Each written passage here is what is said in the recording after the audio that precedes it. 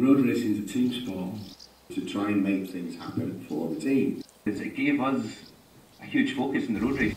It's a lot easier to make somebody lose a race than it is to help them win it. And honestly, I'm the person I am really now through cycling.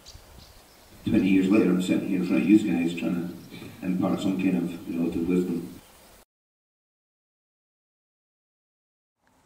Once every year, the cream of British youth gather together for the Inter-Regional Road Race Championships.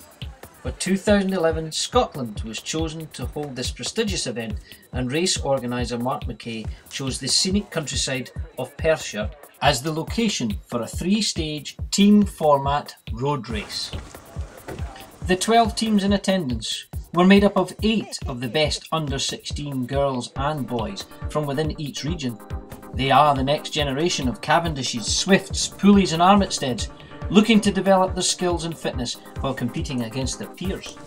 This particular event, with its team format, ensured that each region's finest young bike riders would leave personal ambition for other times, sacrificing themselves for each other to secure the team's overall position. The first event was an 8-kilometre team time trial on the banks of Loch Tummel near Pitlochry. The challenging course, with its narrow roads, steep climbs and technical corners, made finding a rhythm difficult and keeping your team in one piece extremely hard.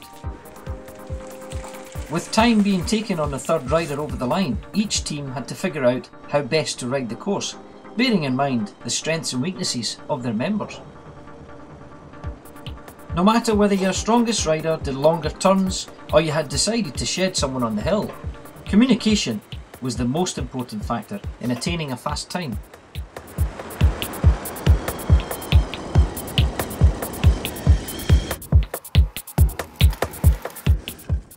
Well-drilled teams, a product of good coaching in their regions, raced along the course in double quick time, taking even turns on the front and making sure pacing on the tough gradients kept them together.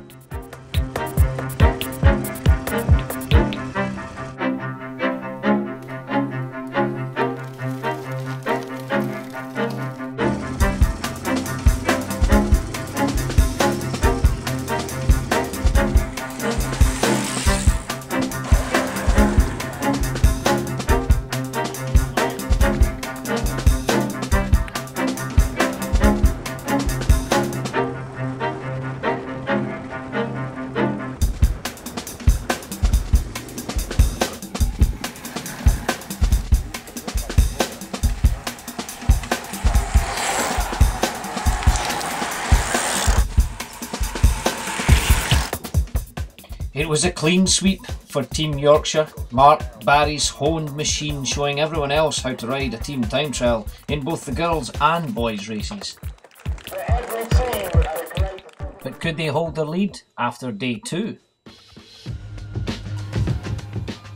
The race cavalcade moved east from Cluny to Cooper Angus for stage 2, around a rolling 7-kilometre loop with great views of the Cairngorms as a backdrop.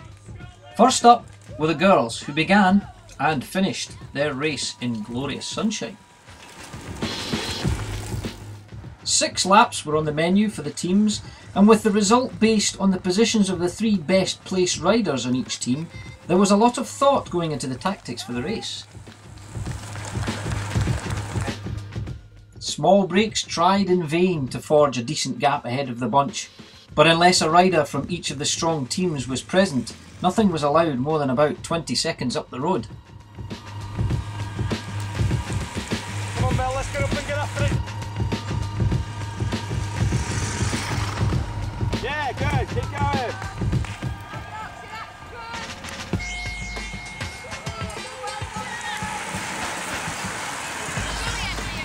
Go!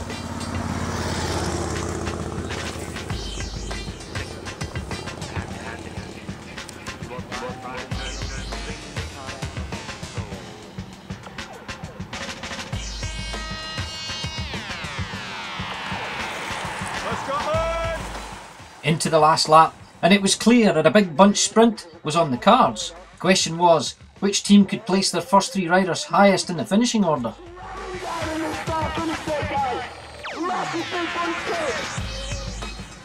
A very rapid Emily Kay taking the win, and it was the West Midlands who had placed their riders best.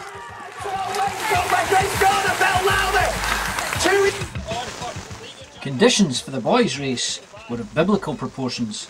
Old men with long beards were spotted making wooden boats. As the boys huddled together for warmth at the start, little did they know of the impending monsoon, which would wash away their hopes of taking the lead off of the Yorkshire Massive.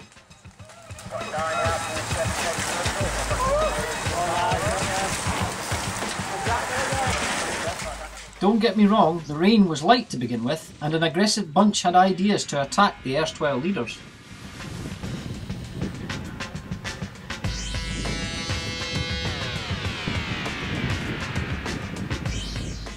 Two teams sent a rider up the road early, keen to hurt the legs of those with ambition, although the bunch probably felt that this was too far out to survive.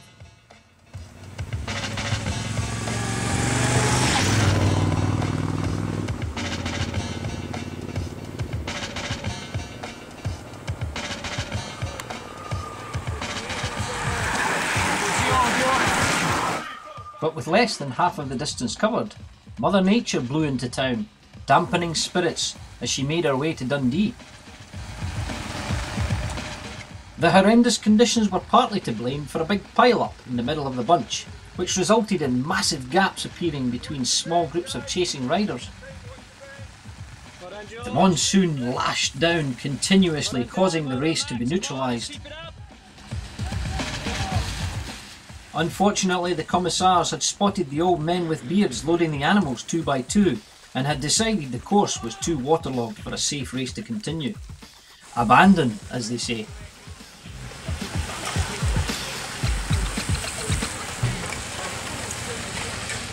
So, as day 2 drew to a close, Yorkshire kept their grip on the lead.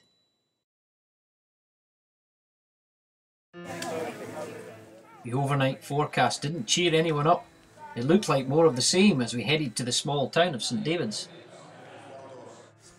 The closest teams to the leaders were Wales, the West Midlands and East Midlands, and hopefully they had big ideas to burst the bubble of the slick Yorkshire outfit. And go. Good luck.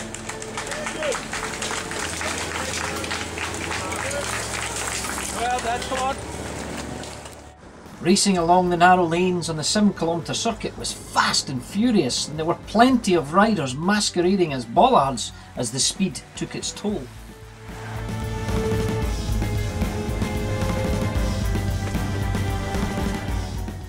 A similar pattern from yesterday's race emerged, and with the course being less hilly, the pace stayed high.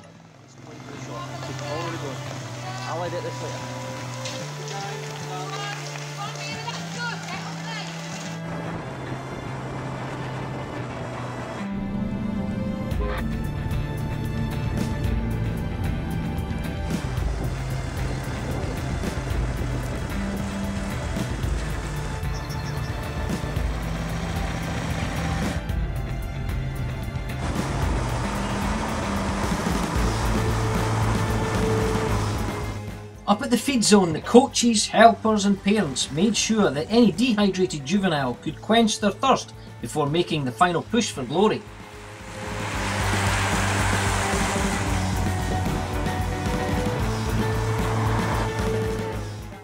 Jostling for position began on the swift run-in to the finish line. Jesus.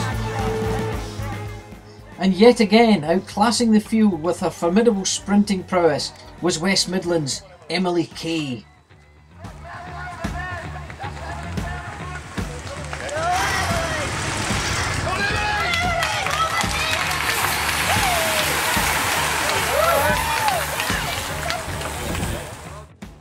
For the final event, the Yorkshire boys knew what they had to do to win, but could they hold their nerve? With Wales and the West Midlands only a few points adrift, everything hinged on this boys' road race. And since the abandonment of yesterday's stage, the organisers had added an extra lap, just to make things more interesting.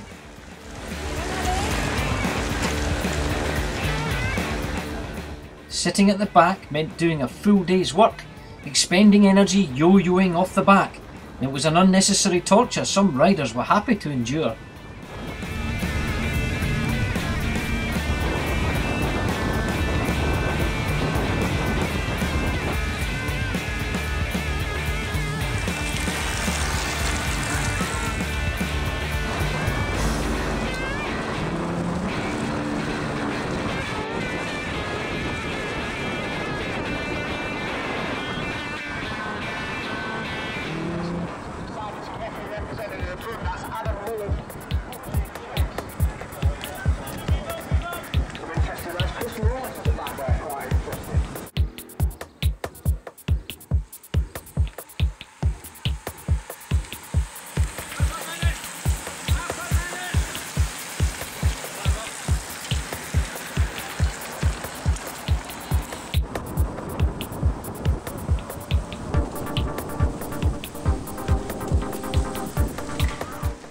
A few attempts to establish a breakaway were nullified, until eventually a quartet were able to get out of sight and out of mind.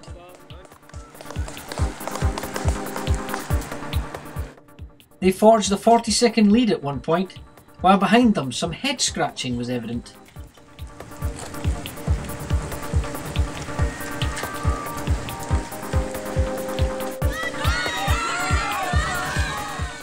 The epic weather from the day before didn't quite materialise, but on parts of the course localised showers made some corners very tricky indeed.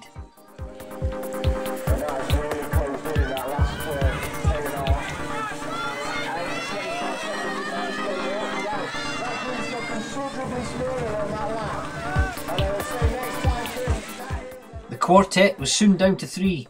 North East, West Midlands and Eastern riders were giving it everything, hoping their teammates behind were placing themselves at the head of affairs, ready for the sprint for minor placings.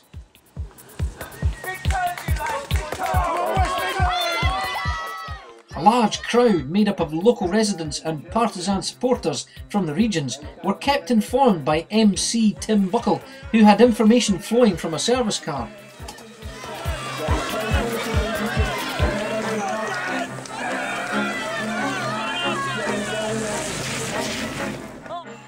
The bell lapped, and the gap had been cut dramatically. Just one more leg-sapping loop of the Kermesse-style course was left between them and greatness. The bunch was in hot pursuit, and the West Midlands had decided to put the Yorkshire boys to the sword. With a man up the road and daylight appearing in the lined-out bunch, it was on!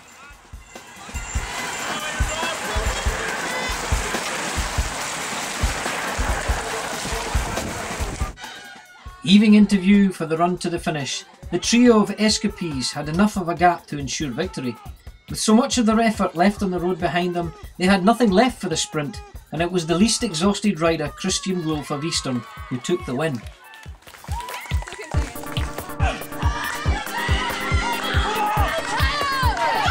Behind them, the all-important team positions meant hotly contested gallops for the line.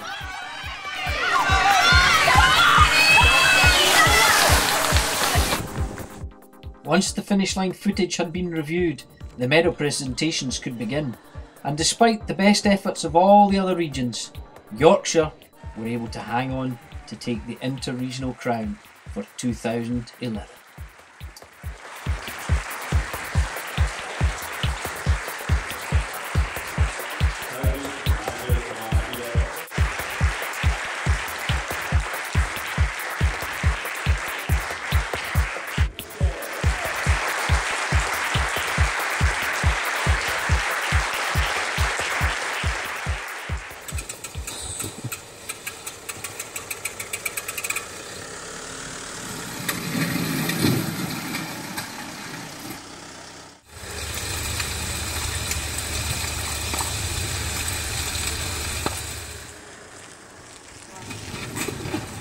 Trying for the bikes. Oh, okay.